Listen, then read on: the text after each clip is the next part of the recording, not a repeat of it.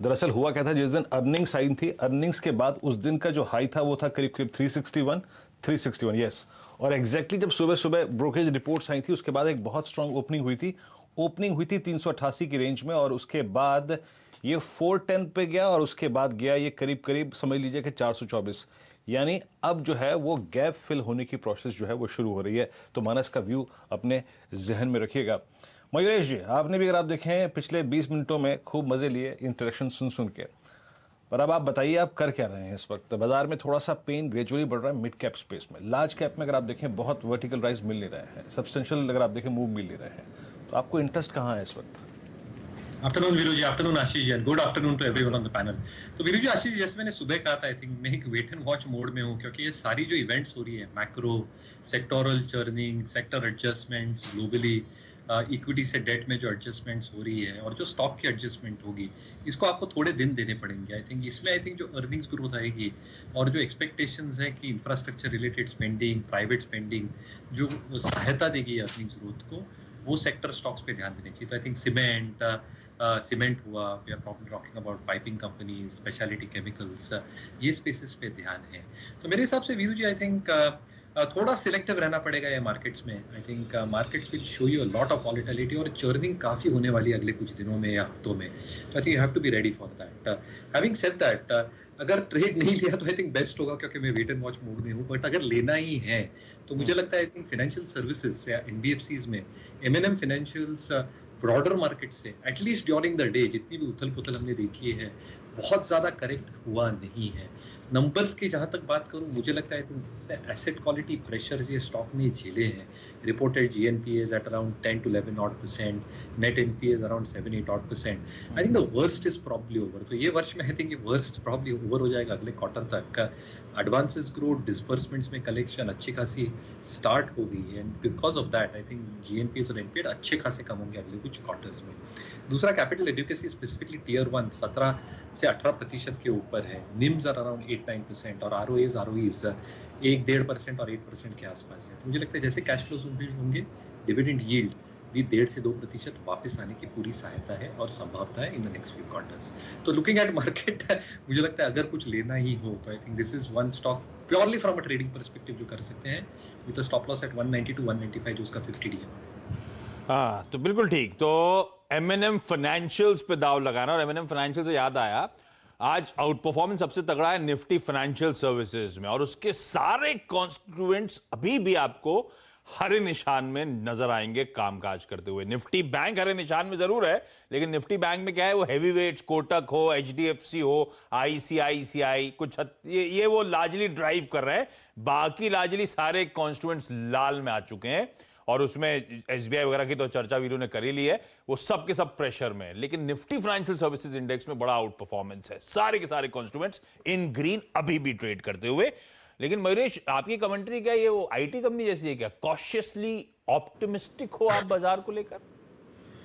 Ashish ji, I think थोड़ा रहना जरूरी होगा, क्योंकि ये जो फेज होता है मार्केट्स में in the bull market, corrections काफी शार्प आते हैं, और जब करेक्शंस आते हैं तो आई थिंक अच्छा खासा आई थिंक मुनाफा लेके जाते हैं। तो आई थिंक एक you be very very cautious, जहां आप अच्छा खासा मुनाफा बांध रहे हो, आई थिंक आप मुनाफा बांध लें। दूसरा, I think when you are entering the markets, I think अच्छी खासी जब डिप आएगी, that is the point when you probably enter good quality stocks, leadership stocks से मार्केट। ये कॉशियसली ऑप्टिमिस्टिक मतलब क्या होता है? ये हर आईटी कंपनी आजकल कितना भी खराब हो, कितना भी अच्छा हो, यही बोल के निकल जाती है। सर, इसका मतलब यही होता है कि मुझे पता नहीं क्या होने वाला है अगले क्वार्टर। अच्छा लग रहा है, लेकिन पता नहीं कितना अच्छा है, क्या अच्छा है, क्यों अच्छा है। मैं आज इनफैक्ट आज सुबह जब आशीष और नीरज जी खेले थे ना 2020 उसमें तो आशीष ने बड़ा अच्छी बात कही कि आज 7 बाय हैं, 3 सेल हैं। क्यों? कि मैं कॉशियसली ऑप्टिमिस्टिक हूं। मैंने कहा यार देखो, किसको जरा हिंदी में अनुवाद करते हैं तो सावधानी से आशावादी। गजब है, जब आपको कुछ ना मालूम हो तो बोल दो कि सावधानी से आशावादी हूं मैं। That's interesting. आई मीन अच्छा था ये।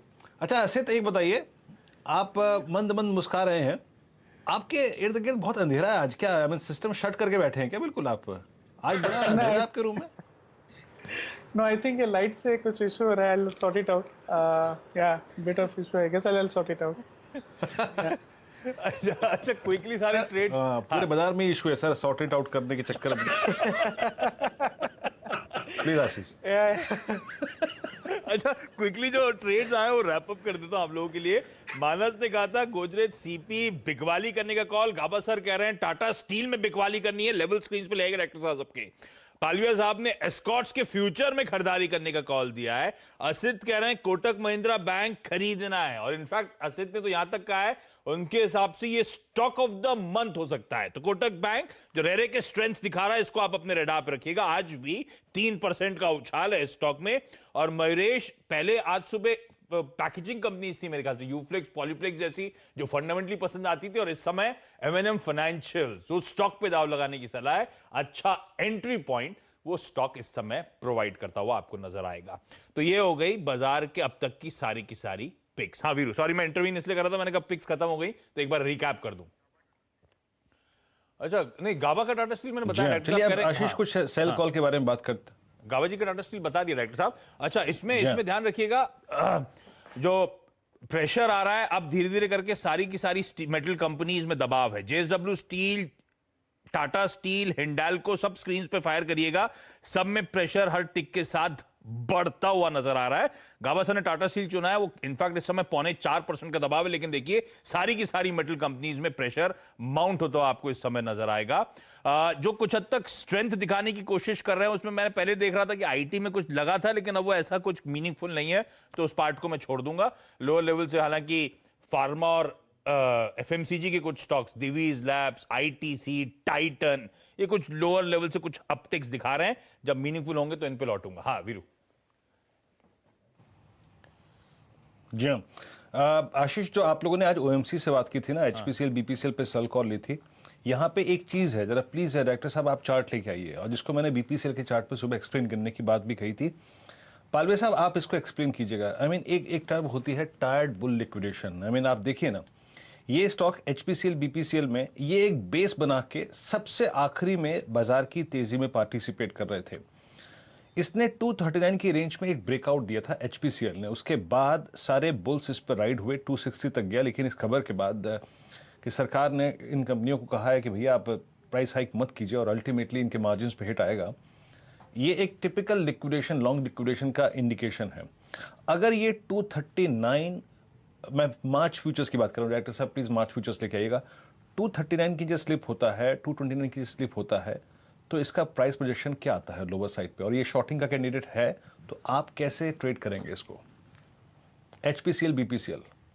सो पहले एचपीसीएल पे बात करते हैं। एचपीसीएल में देखें तो बिल्कुल पिछले कुछ दिनों से जरूर इसमें एक सप्लाई प्रेशर बना हुआ था, और आज का जो सेल ऑफ देखने को मिला है वो एक काफी सिग्निफिकेंट है, क्योंकि इसने एक रेंज को तोड़ दिया है, जो कि ये पिछले दिनों में अगर हम देखें तो ये 240 के सपोर्ट को होल्ड करके 250-260 की रेंज में ऑक्सीलेट कर रहा था, लेकिन आज वो रेंज टूट चुकी है। तो ये यहाँ से मुझे लगता है कि अब ये 229 के आसपास इसका एक नेक्स्ट सपोर्ट है, वो टूटता है तो 220 की तरफ ये स्लाइड होता हुआ दिख सकता है, जो कि इसका नेक्स्ट मेजर सपोर्ट एरिया रहेगा, जो कि अगर हम चार्ट पे देखें तो करीब फरवरी के स्विंग लो के आसपास का सपोर्ट लेने के लिए स्टॉक स्लाइड होता हुआ दिखेगा। तो मुझे लगता है कि करंट लेवल से भी शॉर्ट किया जा सकता है, जो 240 के आसपास का स्टॉप लॉस रख सकते हैं ट्रेड में। 6 रुपए का स्टॉप लॉस है, थोड़ा बड़ा होता है, 5 रुपए का स्टॉप लॉस है।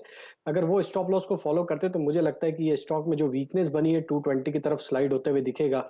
बीपीसीएल में भी आज जिस तरीके से ब्रेकडाउन हुआ है, स्टॉक अपने इंपॉर्टेंट सपोर्ट के पास आज ट्रेड कर रहा है, जो कि इसका आता है करीब 439।